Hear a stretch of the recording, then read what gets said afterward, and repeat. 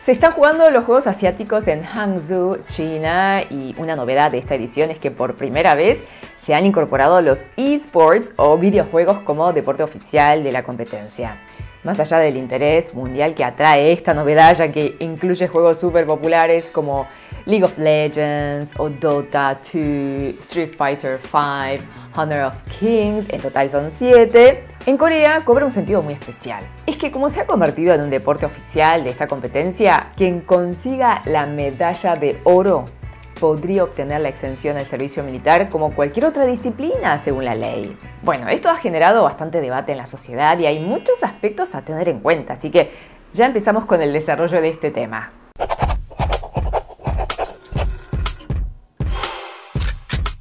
En Corea sabemos que el servicio militar es obligatorio para todo varón que esté físicamente en condiciones. Dura en promedio de 18 a 24 meses y la verdad es que son muy poquísimos los casos en que se permite la exención en casos muy sobresalientes, como artistas que se destacan en arte clásico, que ganen concursos internacionales, o en caso de deportistas quienes obtengan alguna medalla en los Juegos Olímpicos. En este caso puede ser oro, plata o bronce.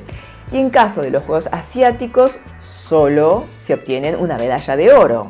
Bueno, ya desde hace unos años estaba el debate de si incluir o no a los eSports o los videojuegos. Se hizo, por ejemplo, una prueba en los Juegos Asiáticos de 2018 y ahora fue oficializado.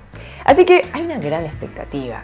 Igual hay que aclarar que debido a los valores de estos certámenes que en general tienen que ver con la paz o la fraternalidad, se han modificado algunas dinámicas de estos videojuegos que, bueno, tenían contenido violento, por ejemplo, de matar a personas. Corea del Sur junto a China es un gran candidato. Sabemos que una de las cunas mundiales del eSport es precisamente Corea del Sur, con jugadores súper renombrados como Lee Sang-hyuk, conocido como Faker. Tiene 27 años, dicen que gana como si fuera una celebridad, tiene como 1 millón casi de seguidores en Instagram, graba comerciales y de los premios de las competencias dice que al final acumula cifras millonarias. Había fuentes que decían que anualmente ganaría unos 5 millones de dólares. Faker es considerado por algunos como el mejor jugador de League of Legends de todos los tiempos y tiene 3 títulos mundiales. Hola, soy Ginny, gracias por estar en Ginny Channel. Te invito a que hagas clic en el botón de suscribirse con la campanita. Bueno, en Corea cada vez que hay un juego asiático u olímpico, la opinión pública mira con gran interés el medallero, no solo por las victorias y el prestigio para el país, sino por las consecuencias militares que pueden tener para cada uno de los jugadores medallistas. Siendo que la mayoría de los jugadores son jóvenes, aún adolescentes o veinteañeros que aún no han hecho el servicio militar, para ellos la medalla puede cambiarles la vida, porque les podría abrir la puerta al beneficio que exige solamente hacer el entrenamiento militar preliminar de 3 o 4 semanas. Para el momento de hacer este video, Corea estaba avanzando muy bien en los diferentes juegos en que estaba participando en los Juegos Asiáticos de este año. Un dato de color de los jugadores es que hay uno que está a un paso de obtener el oro. Se llama Kim Kwan-woo en Street Fighter V y la noticia es que, claro, aunque gane, él no tendría este beneficio de la exención del servicio militar porque ya lo hizo. Tiene 42 años y es el hermano mayor de todo el equipo nacional y creo que de toda la competencia. Los medios destacan su esfuerzo y sacrificio para destacarse entre competidores a los que les dobla la edad, que para los sueños no hay edades. Y en caso de Faker, tenemos que aclarar que hay algunas fuentes que indican que él ya podría haber sido destinado a un servicio alternativo al servicio militar, por motivos que no se confirmaron. Pero bueno, una medalla de oro ya le daría como el sello oficial una justificación bien clara a la exención.